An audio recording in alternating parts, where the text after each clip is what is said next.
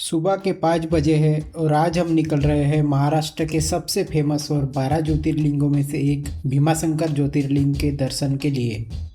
ये सिर्फ एक रिलीजियस ट्रिप नहीं है, ये एक दोस्तों के साथ एडवेंचर है, एक रोड ट्रिप है और एक ऐसी जर्नी है जो हमें वेस्टर्न घाट के घने जंगलों और पहाड़ों के बीच से लेकर जाएगी। तो चलिए देखते हैं कि पुणे से भीमाशंकर तक का सफ़र कैसा रहा, क्या क्या चैलेंजेस आए और महादेव के दर्शन का एक्सपीरियंस कैसा था। सुबह के लगभग 5 बजे हम सब अपने पिकअप पॉइंट पर पहुंच चुके हैं। फाइनली हमारी ट्रैवलर आ चुकी है और अब महादेव का नाम लेकर हम अपनी जर्नी स्टार्ट करते हैं। आज हम टोटल 15 से 20 लोग एक ट्रैवलर बस में भीमाशंकर के लिए निकल रहे हैं। जैसे ही बस पुणे सिटी से बाहर निकलती है, शहर की लाइट्स धीरे धीरे पीछे छूटने लगती है और हम नेचर की ओर बढ़ने लगते हैं। रोड ट्रिप का असली मज़ा डेस्टिनेशन में नहीं बल्कि सफ़र में होता है। ट्रैवलर के अंदर का एटमॉस्फेयर पूरा पिकनिक जैसा लग रहा है और तभी हॉरिजन पर सूरज की पहली किरण नज़र आती है। दोस्तों के साथ रोड ट्रिप और पहाड़ों के बीच में सनराइज, इस फीलिंग को 2 शब्दों में बयां करना मुश्किल है। जैसे जैसे हम भीमाशंकर के करीब पहुंचते हैं वैसे वैसे रोड और भी ज़्यादा सीनिक होती जाती है। ये पूरा एरिया सह्याद्री माउंटेन्स यानी वेस्टर्न घाट का हिस्सा है। हर तरफ घने जंगल, बादलों से घिरे पहाड़ और ठंडी हवा एक अलग ही वाइब क्रिएट कर रहे हैं। मानसून के समय ये जगह किसी स्वर्ग से कम नहीं लगती। बीच में हम एक छोटे से चाय की दुकान पर रुकते हैं। ठंडी सुबह और गर्मा गर्म चाय रोड ट्रिप की परफेक्ट कॉम्बिनेशन है। रास्ते में एक छोटा सा वाटरफॉल दिखा। ड्राइवर भैया ने फिर वहाँ बस रुकाया और फिर हमने कुछ फोटोज़ क्लिक किए और वाटरफॉल का व्यू देखा।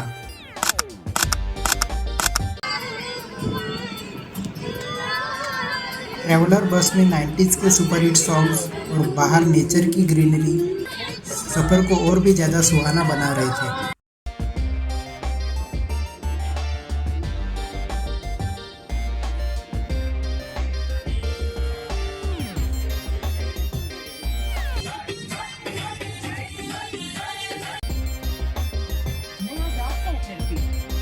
पुणे से 70 किलोमीटर की दूरी पर हमने ऐसा डैम देखा जो घोड़ रिवर पर बना हुआ है। राइट साइड पे डैम दिख रहा है, देखो राइट साइड पे पूरा देखो डैम।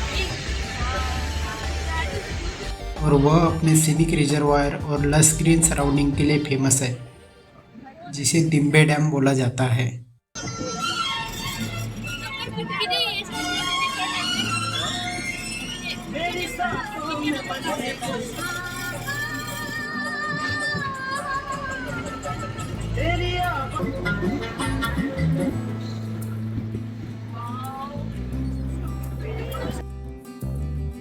करीब 4 घंटे के सफ़र के बाद हम भीमाशंकर पहुंच चुके हैं और यहाँ पहुंचते ही सबसे पहले नज़र पड़ती है लोकल मार्केट पर।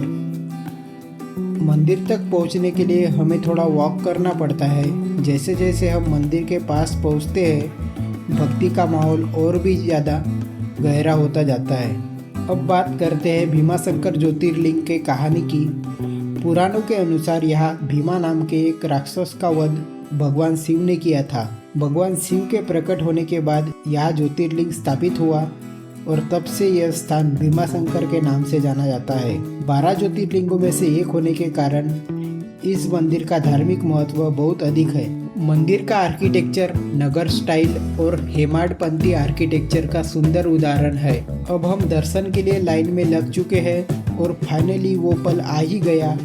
सामने स्वयं भीमाशंकर ज्योतिर्लिंग विराजमान है। दर्शन के लिए कुछ ही सेकंड मिलते हैं, लेकिन उन कुछ सेकंड में जो शांति और एनर्जी महसूस होती है उसे शब्दों में बयां करना मुश्किल है। दर्शन के बाद हम मंदिर के आसपास का एरिया एक्सप्लोर करते हैं। यहाँ की नेचुरल ब्यूटी और स्पिरिचुअल एटमॉस्फेयर दोनों ही अमेजिंग है। फिर हम भीमाशंकर वाइल्ड लाइफ रिजर्व के अंदर एंटर करते हैं, जहाँ इंडियन जायंट स्क्वायरल को प्रोटेक्ट किया जाता है और वह महाराष्ट्र का स्टेट एनिमल है। हिल टॉप गार्डन के अंदर के ये बादलों से घिरे पहाड़ और ये फॉग हमें अलग ही वाइब दे रहे हैं। यहाँ पर इंडिया के 12 ज्योतिर्लिंग किस जगह पर है उनका लोकेशन मैप के जरिए बताया गया है। हर तरफ ओम नमः शिवाय और हर हर महादेव की गूंज सुनाई दे रही है। अगर आप भी पुणे के आसपास रहते हैं और एक स्पिरिचुअल रोड ट्रिप प्लान कर रहे हैं तो भीमाशंकर ज्योतिर्लिंग जरूर विजिट करिए। कुछ सफ़र मंजिल के लिए नहीं होते, कुछ सफ़र खुद को महादेव के और करीब महसूस करने के लिए होते हैं और भीमाशंकर का ये सफ़र उन्हीं में से एक था। हर हर महादेव।